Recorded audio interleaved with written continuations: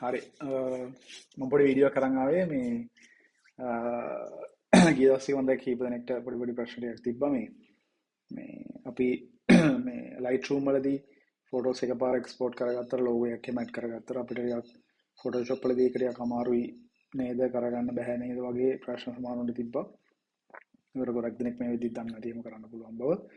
ඒතකොට මම නිකන් දැනට පොඩි නිකන් try එකක් දුන්නා මේ ස්ක්‍රිප්ට් එකක් හදලා ඒකට අනුව අපි වැඩ කරන PhDs එකපාර සේව් වෙන්න ලෝගෝ එකකුත් ඇඩ් වෙන ගමන්. එතකොට ඒකට අදාළව ස්ක්‍රිප්ට් එක නිකන් තාම ටෙස්ටිං මට්ටමේ තියෙන්නේ.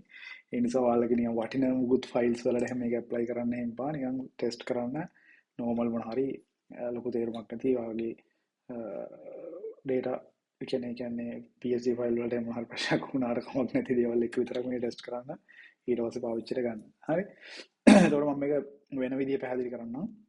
එතකොට මම මේ වීඩියෝ එකත් එක්ක ඔයාලට දෙනවා මේ ස්ක්‍රිප්ට් එකකුයි ස්ක්‍රිප්ට් ෆයිල් එකකුයි මම පෙන්නන්නම්.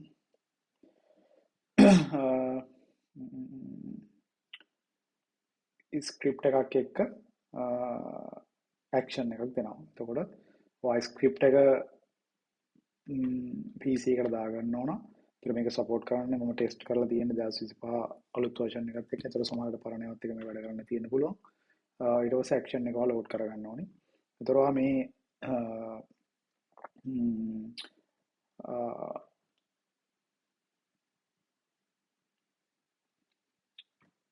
ස්ක්‍රිප්ට් එක ස්ක්‍රිප්ට් එක මේ ඔයා සේව් කරගන්න ඕනේ ෆෝල්ඩර් එක මම කියන්නම්.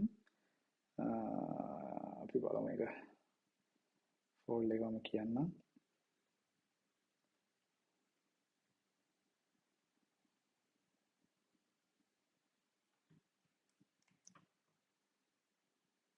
ඒතර මෙන්න මේ Windows වල නම් C drive එකට ගියා.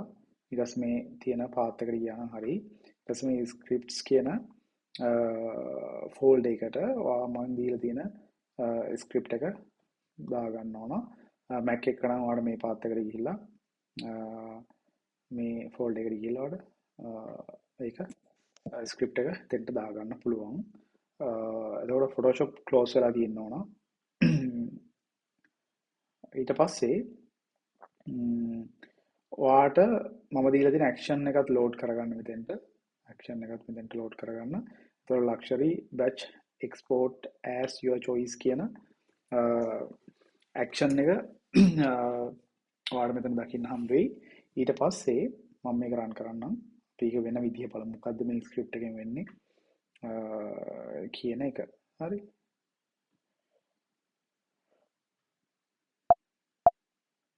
මම මේ විදිහට ඒක රන් කරාට පස්සේ එතකොට දැන් අපි අර සේව් කරගත්ත ස්ක්‍රිප්ට් එක තමයි දැන් මේ රන් වෙන්නේ ඇක්ෂන් එකට අනුව. එතකොට මෙතනදී ඔයා තෝරලා දෙන්න ඕනි ඔයාගේ ෆයිල්ස් ටික. ඔයා JPG හරි PSD හරි අපිට ඊළඟ ඔප්ෂන්ස් තියෙනවා JPG ද PSD ද ඕනි කියන එක. එතකොට මේ ෆයිල්ස් එක අපි කොහෙද සේව් කරන්න ඕනි කියන ෆෝල්ඩර් එක. මම ටෙස්ට් කියලා ෆෝල්ඩර් එකක් හදාගෙන තියෙනවා. ඒ ෆෝල්ඩර් එකට මම දෙනවා මේ විදිහට. දීලා ඊට පස්සේ ඔයාලට මේ වගේ වින්ඩෝ එකක් ආයෙත් එනවා. select watermark logo කියලා. එතකොට ඔයාගේ watermark එකේ තියෙන PNG එක නැත්නම් logo එකේ තියෙන PNG එක මම මේ විදිහට select කරලා දෙන්න ඕන. එහෙම දුන්නාට පස්සේ ඔයාලට මේ වගේ ආයෙත් message එකක් එනවා. logo එකේ size එක අපේ image එකේ logo එකේ size එක කොච්චර වෙන්න ඕනද කියන. එතකොට මේක මම දැනට නිකන් මෙතනදී අපි දාලා තියෙන්නේ 10%ක් වගේ. කියන්නේ image එකේ width එක තියෙනවනේ. image එකේ width එකෙන් 10%ක පොඩි කැලලකට තමයි logo එක position වෙන්න කියලා අපි මේ දෙන්නේ. ඒතකොට මේක වෙනස් කරගන්න පුළුවන්. ආට කැමතිද මේක තව චූටි කරගන්න ඕන නම් එහෙම චූටි කරගන්න පුළුවන්. ඒතකොට width එක කොයි වගේ තියෙනවද? ඒකෙන් 10%ක ප්‍රමාණයකට තමයි මේ logo එක size වෙන්නේ. හරි. ඒතකොට කැමති විදිහකට ඔයාලට apply කරගෙන මේක වෙනස් කරගන්න පුළුවන්. මෙතන type කරගන්න පුළුවන්. හරි. ඊපස්සේ ඒක okay කරා. okay කරාට පස්සේ ඔයාලට ආයෙත් යනවා logo එකේ position එක. logo එකේ position එක ඔයාලට පේනවා top left වලට position කරගන්න ඕන බිඳුව කියන එක මෙතන type කරන්න ඕනි. top right වලට නම් එක කියන එක type කරන්න ඕනි. bottom left වලට නම් number 2 type කරන්න ඕනි. bottom right නම් number 3 type කරන්න ඕනි. center නම් ඔයාලට number 4 type කරන්න ඕනි. එතකොට මම මේක bottom right වලට position කරගන්න logo එක number 3 කියන එක මම අපිට auto එකෙන් දෙනවා. එහෙම නැත්නම් අපිට කැමති number එකක් type කරගන්න පුළුවන්. මම ඒක okay කරනවා. okay කරාට පස්සේ ඔයාලට එනවා logo එක opacity එක.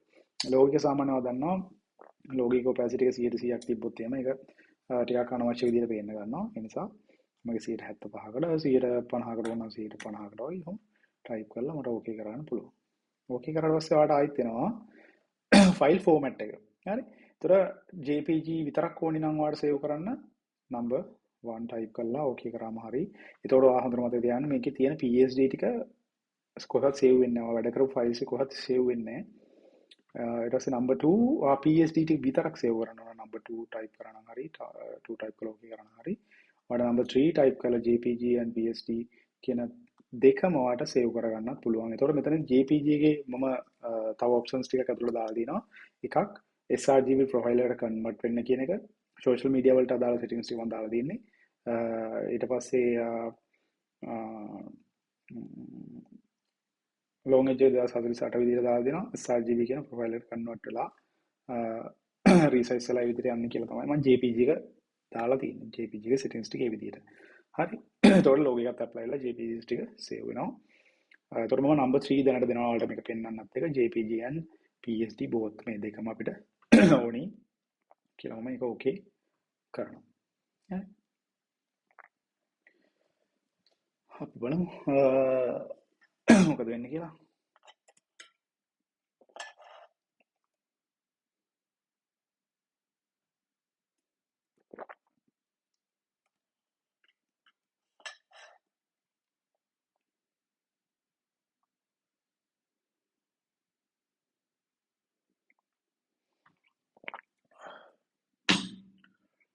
හරි.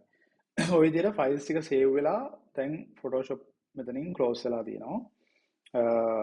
Photoshop වල තිබිච්ච මේ අපේ files ටික හැම close වුණා. මම ගිහිල්ලා වර desktop එකේ අපි දුන්න save වෙන්න දුන්න folder එක මම test කියන folder එක තමයි දුන්නේ. ඔයාලට පේනවා PSD files අපි PSD 4යි අපි දීලා තිබ්බේ මේ open කරගෙන තිබ්බේ. එහෙනම් තමයි files 4යි. ඒකට දාලා PSD 4 ඊට අමතරව ඔයාගේ JPG හතරක් මේ විදිහට ඔයාලට වෙන logo එක position වෙලා තියෙනවා දකුණු පැත්තේ අයිනින් සහ ඒක size එක 110ක් width එකකින් ඊට පස්සේ opacity එක ඔයාලට වෙනවා full white නැහැ මේක ටිකක් opacity එක අඩු වෙලා තියෙනවා 150ක අගයක් තමයි අපි දුන්නේ ඒකට අනුව එතකොට මේක try කරලා බලන්න මම කිව්වත් වගේ මේක මේ ඔයාගේ වැදගත් මොන හරි වටින files එක දැනට test කරන්න එපා මේක මත් දැනට අද තමයි try කරේ අද ඉන්න ගමන් මේ පැය කීපයක් ගියා පොඩි ප්‍රශ්න එනවා ඒවා එකින් එක පියවරෙන් පියවර තව වැඩි කරලා එහෙම තමයි මේක හදලා තියෙන පැය කීපයකින් පස්සේ ඒ අතර මේ වීඩියෝ එකත් මේ කරන තුන්වෙනි වතාව මොකද වීඩියෝ එක ස්ක්‍රීන් රෙකෝඩර් එක දාගෙන වීඩියෝ එක කරද්දී ඊට පස්සේ ආයිත් මේ ස්ක්‍රිප්ට් එක රන් කරද්දී ආයිත් මට පේනවා මෙන්න මේක අප්ඩේට් වුණා හොඳයි කියලා. ඒ වගේ මේ තුන්වෙනි වතාව මේ බලලා අනිවාර්යෙන් ටෙක්ස්ට් එකක් තියන්න මොන හරි ඒ කියන්නේ මෙන්න මේක වුණා නම් හොඳයි මේක වුණා නම් හොඳයි මේ විදිහට වෙනස් වුණා නම් හොඳයි එහෙම නැත්නම් වැඩ කරන්නේ නැති ප්‍රශ්න මොන හරි තියෙනවා නම් ඒවා